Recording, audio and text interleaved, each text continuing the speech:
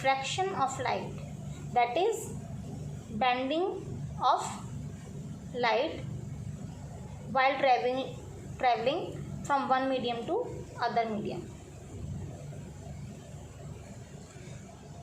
ये एक सपोज कीजिए ये एक मीडियम है और ये एक ट्रांसपेरेंट मीडियम है जिसमें से लाइट पास हो सकती है। लाइट अगर इस मीडियम से पास होकर दूसरे मीडियम में एंटर करती है तो वो कुछ बेंड हो रही है। इसी फिनोमिना को हम बेंडिंग ऑफ लाइट या रिफ्रैक्शन ऑफ लाइट कहते हैं। लाइट का बेंड होना ये क्यों होता है? सो कॉज ऑफ रिफ्रैक्शन ये हुए इस वजह से है कि लाइट की जो स्पीड है वो डिफरेंट मीडियम में डिफरेंट होती है। किसी मीडियम में लाइट स्लो ट्रैवल करती है और किसी मीडियम में लाइट की स्पीड जो होती है वो फास्ट होती है। ये मैंने आपको पिछले वीडियो में बताया था कि लाइट के रास्ते में जितना कम ऑब्स्टिकल्स होते हैं उसकी स्पीड उतनी ही ज़्यादा हो जाती है। तो लाइट की सबसे ज़्यादा जो स्पीड होती है वो एयर और वैक्यूम में होती है और अदर मीडियम में as compare to air and vacuum light की स्पीड जो होती है वो बहुत ही कम हो जाती है। लाइट एक मीडियम से दूसरे मीडियम में ट्रैवल करती है या एंटर करती है तो उसकी स्पीड में चेंज आ जाता है, क्योंकि एक मीडियम हो सकता है वो रेयरर हो और दूसरा मीडियम डेंसर हो सकता है। रेयरर माने जिस मीडियम में लाइट की स्पीड फास्ट होती है उसे हम रेयरर मीडियम कहते हैं, और जिस मीडियम में लाइट की स्पीड एयर या वैक्यूम के मुकाबले स्लो होती है उसे हम डेंसर मीडियम कह सकते हैं। तो ऑप्टिकली रेयरर मीडियम और ऑप्टिकली डेंसर मीडियम या रेयरर से डेंसर मीडियम में जाते वक्त या डेंसर से रेयरर मीडियम में आते वक्त दोनों ही तरीके से लाइट जो होती है उसकी स्पीड में एक चेंज हो जाता है। तो जो change of speed of light होता है उसी की वजह से ये लाइट के पाथ में बेंडिंग हो जाती है। तो change of speed of light causes refraction. Refraction के लिए आपको ये भी जानना पड़ेगा कि रिफ्रैक्शन किस डायरेक्शन में होगा। मान लीजिए कि ये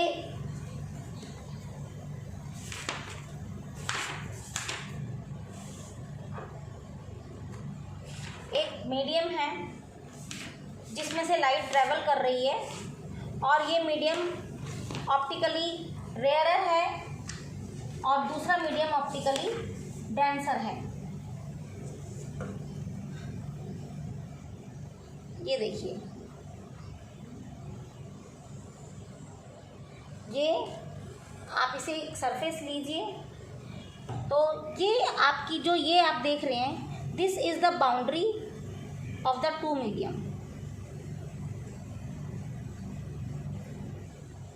ये जो हॉरिजॉन्टल लाइन आप देख रहे हैं इसे आप अज्यूम कीजिए कि ये इससे ऊपर वाला एक अलग मीडियम है और इससे वाला एक नीचे वाला एक अलग मीडियम है। मान लीजिए आप इससे ऊपर वाला मीडियम को एयर ले लीजिए और इससे नीचे वाले जो मीडियम को आप ग्लास ले लीजिए। तो आप मानिए कि अगर लाइट इस मीडियम में मान लीजिए, और ये मैंने एक पहले से ही आपके लिए एक नॉर्मल ड्रॉ करके रखा है। ये नॉर्मल जो है इस सरफेस पे इस बाउंड्री पर एक परपेंडिकुलर है, तो इसको हम क्या एज्यूम कर रहे हैं, दिस इज द नॉर्मल।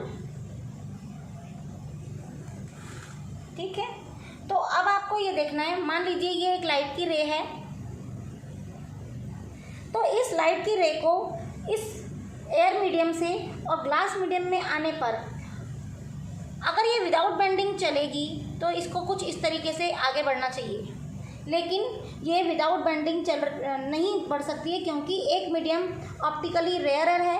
आप ये जानते हो कि लाइट की स्पीड एयर में सबसे फास्ट होती है, वैक्यूम और एयर में, तो ये रेयरर मीडियम है। और ग्लास, क्योंकि ऑब्वियसली ग्लास जो है थोड़ा सॉलिड मीडियम है तो उसकी स्पीड लाइट की उसमें कम हो जाएगी, इसलिए उसे हम ऑप्टिकली डेंसर मीडियम मानेंगे। और लाइट की स्पीड का जो पाथ है वो एक जो हमने सोचा हुआ है कि ये पाथ ऐसे जाना चाहिए था, बट क्योंकि लाइट एयर से ग्लास में एंटर हुई है तो ऑब्वियसली उसकी स्पीड जो होगी वो स्लो हो जाएगी। अगर स्पीड स्लो हो जाएगी तो वो ऑप्टिकली जब डेंसर मीडियम में जाएगी तो वो नॉर्मल के पास मुड़ेगी, जबकि उसको ऐसे जाना चाहिए था लेकिन वो नॉर्मल के और करीब आ जाएगी और उसका पाथ जो है वो टूवर्ड्स द नॉर्मल मूव करेगा। सो अगर light rarer to denser medium में एंटर करती है तो उसकी बेंडिंग जो होती है वो टुवर्ड्स द नॉर्मल होती है, टुवर्ड्स द नॉर्मल। और इसके ऑपोजिट ये देखिए आप, ये फिर से एक रेयरर और डेंसर मीडियम है, ये ले लीजिए आप, ठीक है। अब आप ऊपर, आप ग्लास को ऊपर मीडियम में, ग्लास ऊपर डेंसर मीडियम रख लीजिए और नीचे वाला रेयरर मीडियम रख लीजिए, यानी एयर को आप नीचे रखिए। अब लाइट, ये नॉर्मल मैं पहले ही ड्रॉ कर रही हूँ, पहले की तरह ही। अब आप देखिए, अब लाइट को फिर मैंने इसमें से ट्रैवल कर रही है ये लाइट, जो इसका एज्यूम्ड पाथ है वो यही है जो होना चाहिए। लेकिन अब की बार लाइट क्योंकि डेंसर मीडियम से रेयरर मीडियम में, यानी कि इसकी स्पीड यहाँ पर स्लो थी, अब फास्ट हो जाएगी, तो ये नॉर्मल के पास जाने के बजाय और भी दूर हट जाएगी और away from the normal band हो जाएगी। तो आपका जो लाइट का पाथ है आपको देखना है, if light travel from denser to rarer medium then bending जो होगी वो अवे फ्रॉम नॉर्मल होगी।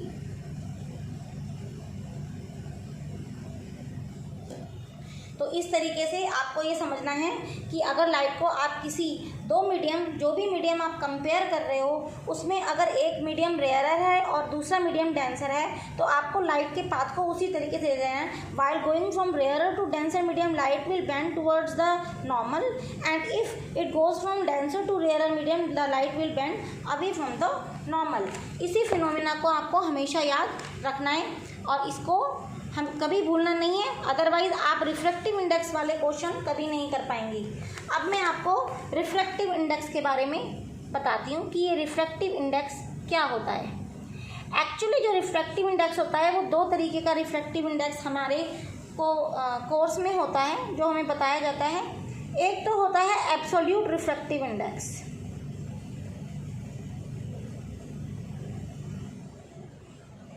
और दूसरा होता है रिलेटिव रिफ्रैक्टिव इंडेक्स।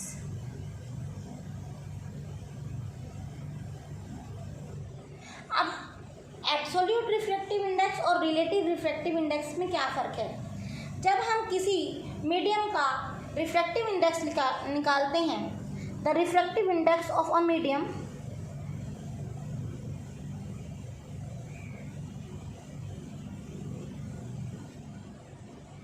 हम किसी भी मीडियम का रिफ्रैक्टिव इंडेक्स जब निकालते हैं तो हम उसका जो कंपैरिजन है वो हमेशा एयर के अंदर लाइट की स्पीड से करते हैं। तो हमारा refractive index of a medium is always the ratio of speed of light in air divided by speed of light in that medium. जिस मीडियम का भी आपको रिफ्रैक्टिव इंडेक्स निकालना है, उसका स्पीड, उसमें स्पीड लाइट की कितनी है आपको वो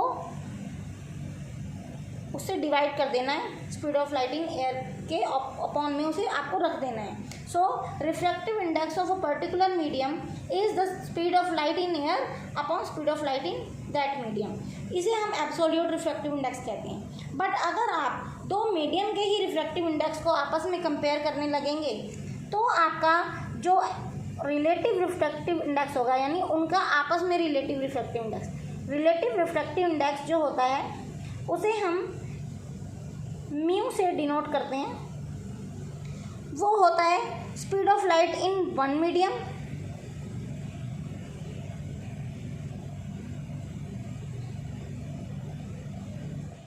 divided by speed of light in other medium.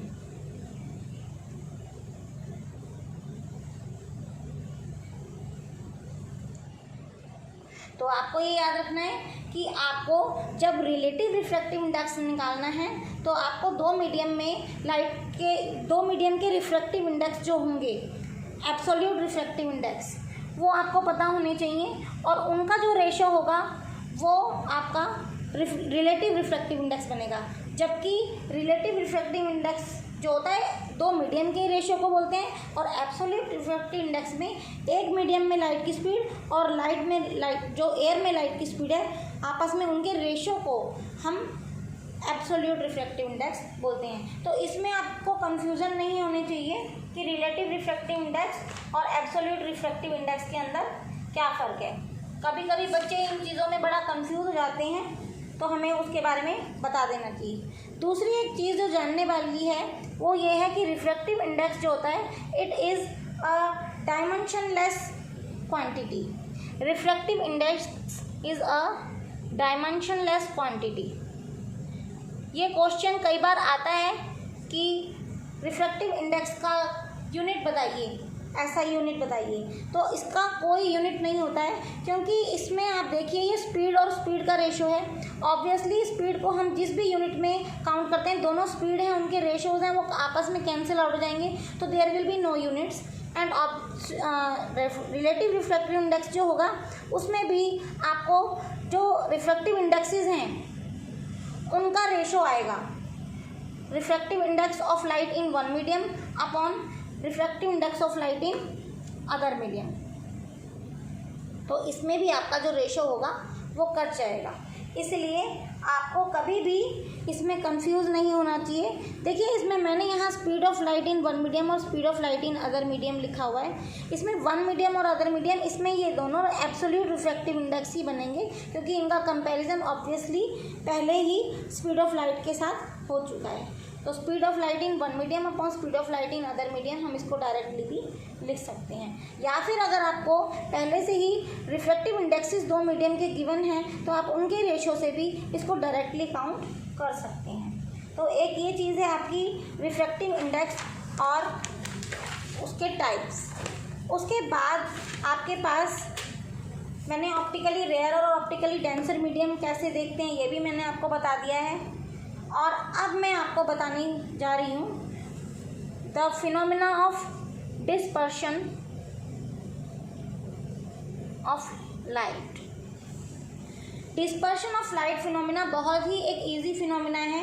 आपको मैंने अभी बताया कि रिफ्रैक्शन में लाइट एक मीडियम से जब दूसरे मीडियम में एंटर करती है तो वो अपना बेंड करती है, लेकिन लाइट जो वाइट लाइट डिस्पर्शन की फिनोमिना में प्रिज्म का खास रोल है।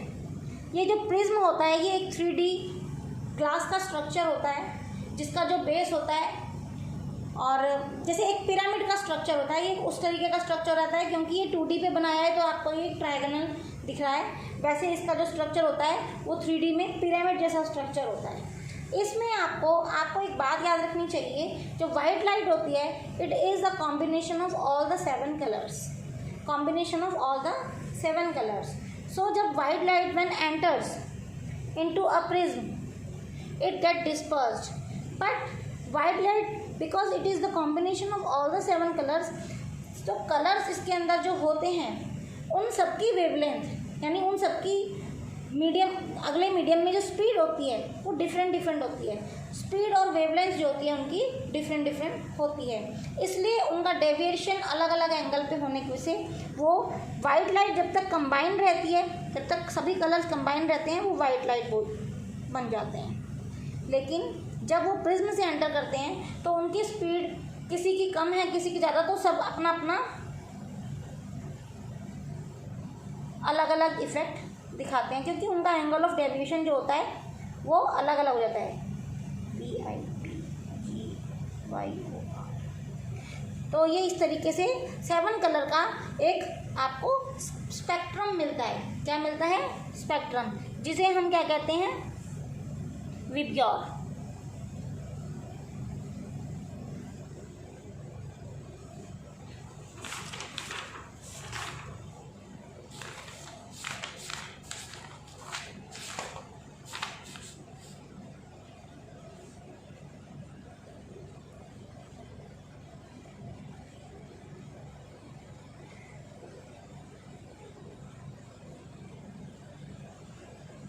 इस 7 कलर के जो स्पेक्ट्रम को हम क्या कहते हैं? VIBGYOR. So when white light is pass through a glass beam it splits into its 7 constituent colors to form a band of these 7 colors, this phenomenon is called as the dispersion of light.